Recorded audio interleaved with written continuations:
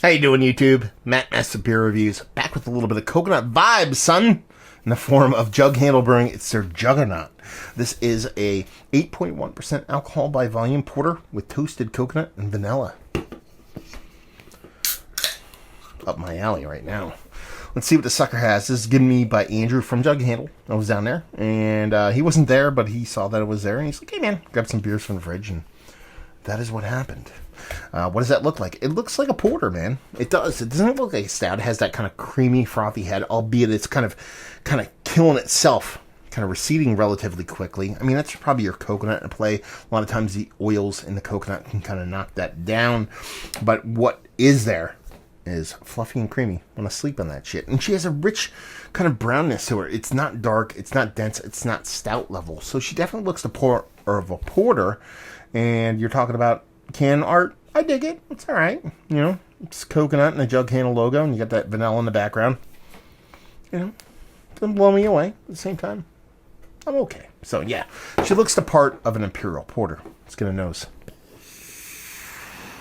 There's a big roasted malt component in here, almost to the point where I'm like, you sure there's no coffee in here? I mean, it's giving me big, huge roasty coffee vibes.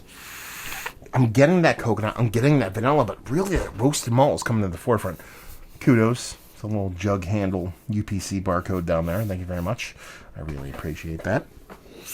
Yeah, I mean, this smells more like a coffee-forward beer to me than just a regular porter. So it smells like gobs of coffee with a soft vanilla vibe. Sure, a little bit of toasted coconut, but nothing too crazy. That's definitely like third, fourth tier here. But it smells more like a rich roasted coffee malty kind of beer here. Definitely porter, definitely roasty, definitely coffee. We're diving in. Cheers.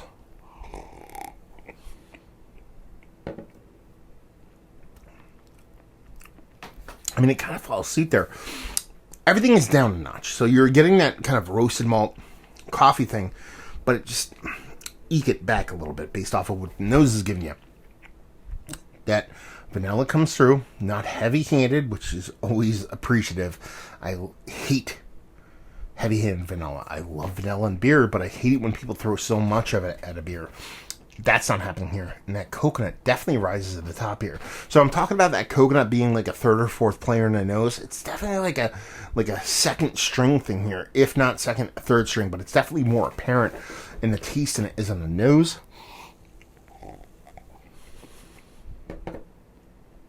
I mean, it's porter through and through. A little bit sharp in the carbonation, but nothing too crazy. It lacks that soft fluffiness I really covet when it comes to like porters and doppelbocks and things like that. But it's definitely a porter. Drinks well below its weight class. So, I mean, this is 8.1. I probably drink more like a 6% beer. And it's nice. I mean, it's really drinkable. Really tasty. And it's way more subtle than you'd expect from somebody saying this is an 8% coconut vanilla porter. That might sound like a negative, but I think it comes off as a positive here because it's so gently dolloped along the beer.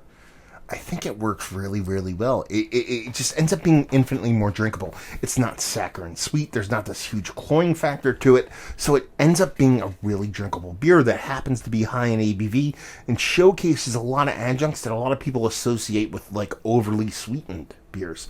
You know, you talk about coconut and vanilla. You know, you talk about people like Funky Buddha. You talk about a bunch of different breweries and go so over the top with those adjuncts. And I can get down with those beers every now and then.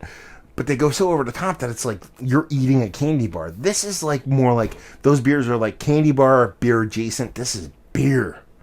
Slightly kind of confectionery adjacent. And I kind of appreciate that. Yeah. If you can give this to me in like 5.5%, I know. Me and my low ABV. But if you gave this to me in 5.5%, I would be gaga. I'm okay with it at 8%, but I think it can be done in lower ABV. So yeah, roasted malts throughout, coconut or coffee leading in the nose, definitely following through in the taste. The vanilla in the nose, following through in the taste. Coconut not there in the nose, but following through in the taste and definitely kind of bumping itself up there. ending up being really tasty, really well done. Nice drying finish. That's kind of a theme I've been getting from a lot of these Jughandle beers as of late. Like a nice, well done drying finish, not overly cloying, not under attenuated kind of beer kind of thing going on here, and just really tasty stuff. So let's talk about it. Is this one of the better adjunct porters that I've had? Is like, yes. I mean, it's not Mount Rushmore, but at the same time, it's worthy of a conversation. Just from the drinkability standpoint, it's worthy. Value availability, I don't know. It's Jughandle, I assume. It's a big ask you and me thing here. I assume it's brewery only, but I know they get distro, so if anybody in the know wants to let me know what's what and leave you with, if you like what, well, you like this.